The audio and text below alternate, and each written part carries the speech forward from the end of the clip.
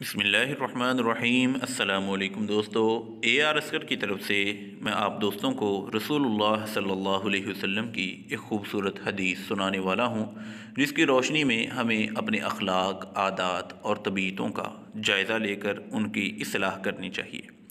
علماء سے بغض اللہ کی ناراضگی کا ذریعہ۔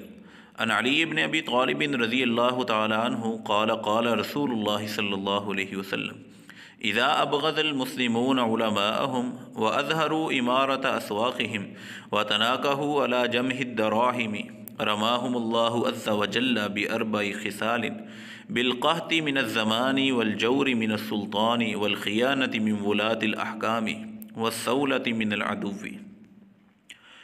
سیدنا علی رضی اللہ تعالیٰ عنہ فرماتے ہیں کہ نبی کریم صلی اللہ علیہ وسلم نے ارشاد فرمایا، جب میری امت اپنے علماء سے بغض رکھنے لگے گی اور بازار کی عمارتوں کو بلند کرنے لگے گی اور مال و دولت پر نکاح کرنے لگے گی، یعنی نکاح میں بجائے دینداری اور تقوی کے مالداری دیکھی جائے گی، تو اللہ تعالیٰ ان پر 4 قسم کے عذاب مسلط کر دیں گے۔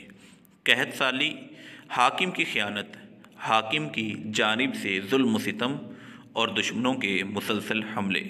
رسول اللہ صلی اللہ علیہ وسلم کی یہ حدیث مستدرک حاکم میں جلد نمبر 4 اور حدیث نمبر 7923 پر ہے۔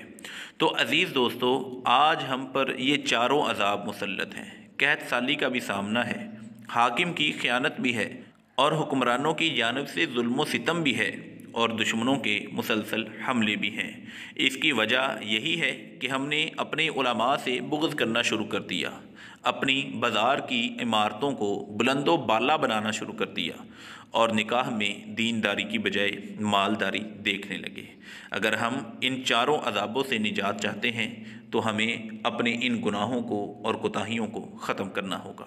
اللہ تعالی ہمیں عمل کی توفیق عطا فرمائے۔ اگر آپ روزانہ صحیح حدیثیں حاصل کرنا چاہتے ہیں تو ہمارے چینل اے آر اسکر کو سبسکرائب کریں۔